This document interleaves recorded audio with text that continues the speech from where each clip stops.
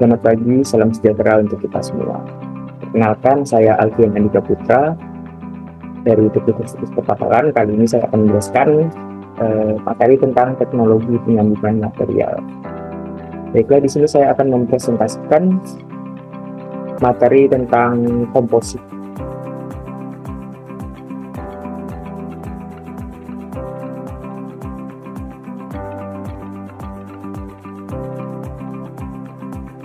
Baik, di sini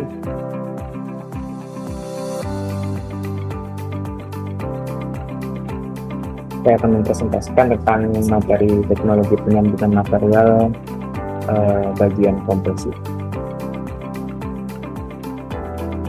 Jadi sebenarnya komposit itu apa sih?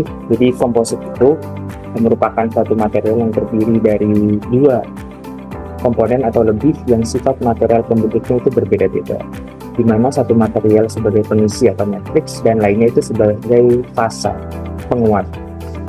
Komposit juga dalam pengertian yang lain itu berarti menyusun atau menggabungkan. Jadi intinya komposit itu adalah beberapa gabungan material yang dijadikan satu untuk membuat material itu lebih kuat dalam menahan gaya. Terdapat tiga jenis komposit. Yang pertama itu adalah fibrous komposit atau komposit serat.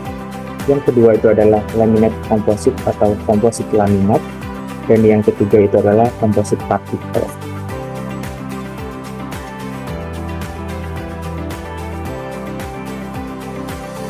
Lalu komposit serat itu merupakan jenis komposit yang hanya terdiri dari satu lapisan yang biasanya itu menggunakan berupa penguat serat atau fiber.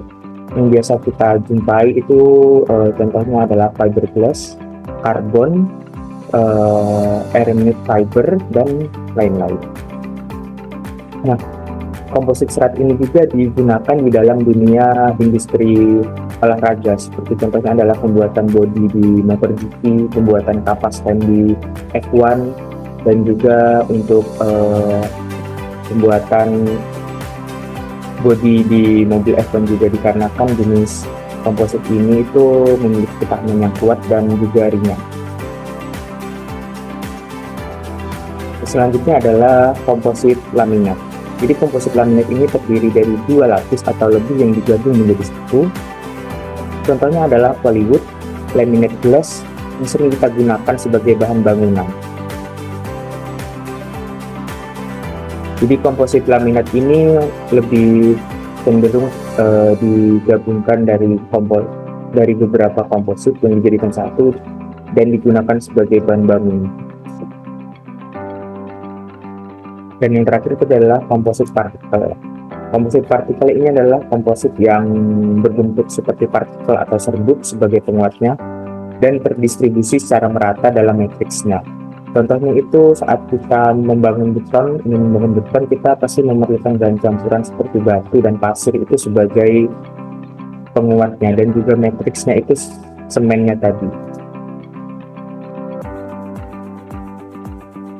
Setelah di sini ada gambar orang sedang mengecor ya, yang digunakan adalah komposit partikel tadi, campuran antara batu, pasir, dan juga semen yang digunakan untuk membuat beton.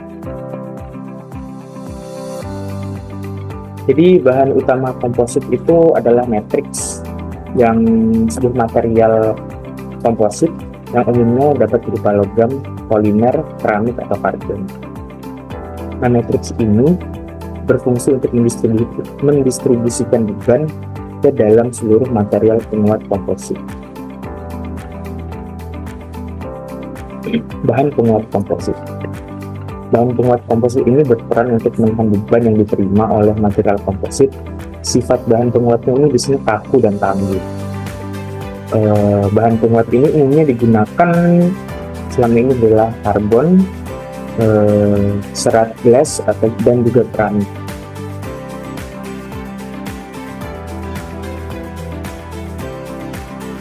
Di dalam dunia perkapalan, bahan komposit ini digunakan juga dalam pembangunan bagian lampu kapal atau hull, dan juga superstructure, dek kapal, dan lain sebagainya. Contoh pengaplikasian material komposit pada perkapalan yaitu adalah di speedboat. Kenapa speedboat? Karena di speedboat itu memerlukan bobot yang ringan dan juga untuk menambah kecepatan dari speedboat tersebut. Jadi material komposit ini baik itu karbon atau carbon fiber itu sangat dibutuhkan di dalam pembuatan speedboat. Di dalam peraturan klasifikasi DKI juga telah diatur untuk penggunaan bahan baku komposit itu di dalam part 3 yang berjudul Special Ship Rules for Small Vessel up to 24 meter, yaitu mengatur komposit struktur dimulai dari structure umum adalah sandwich core material, kekuatan desain, produser untuk panel, dan juga faktor of safety.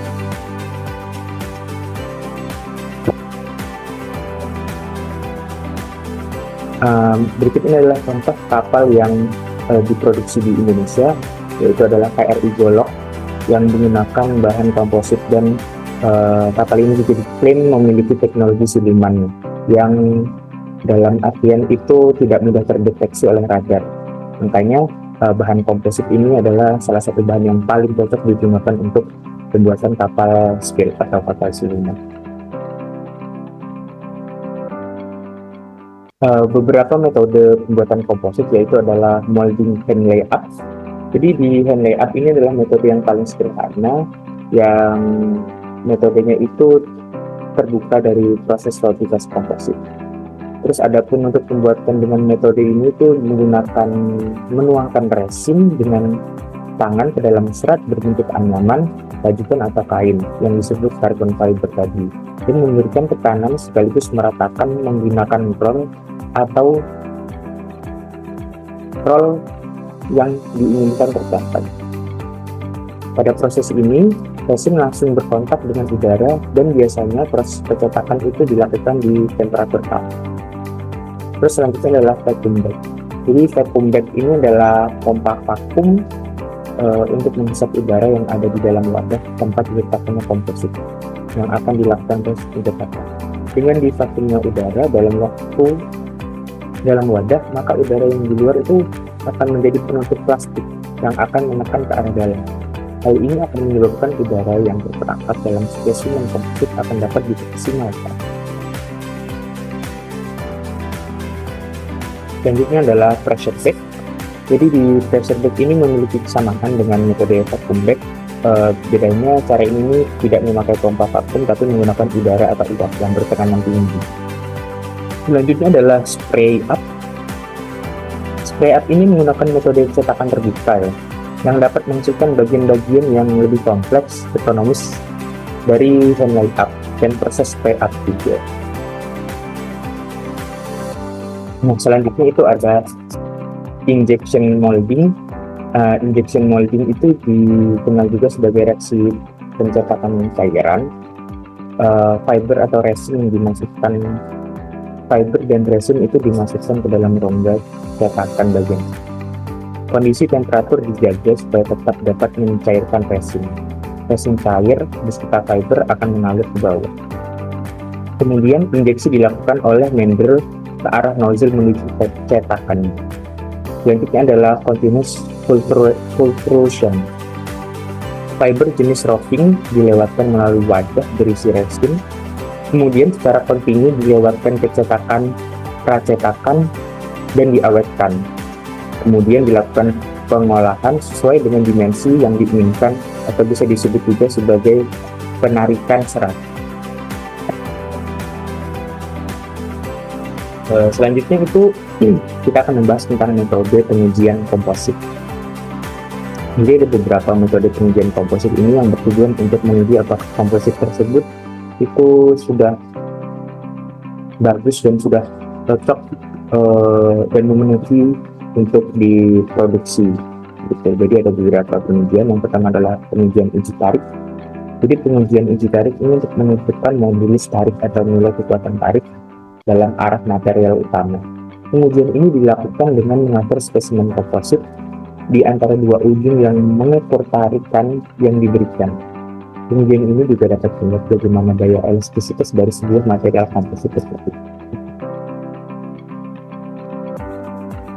Selanjutnya adalah pengujian kekuatan lumpur. Jadi pengujian ini itu digunakan untuk menentukan kekuatan lumpur komposit dalam arc serat. Jadi pengujian ini itu dilakukan dengan mengukur deformasi yang terjadi pada spesimen komposit ketika diterapkan uji tarik tersebut.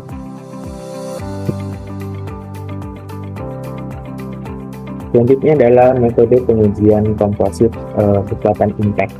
Jadi diperlukan pengujian untuk menentukan kekuatan impact material komposit tersebut. Pengujian ini dilakukan dengan menggunakan deformasi yang terjadi pada spesimen komposit ketika diterapkan impact. Pengujian impact juga akan memberikan beban kejut terhadap spesimen benda uji, sehingga menghasilkan patahan. Nah, dari patahan ini, kita juga akan mendapatkan data sifat spesimen secara lebih kompleks. Apakah spesimen itu ductile atau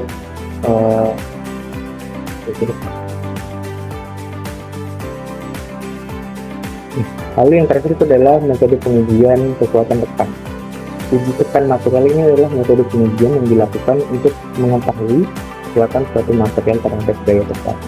Metode ini juga mengukur nilai kekuatan material ketika ditekan dengan beban tertentu.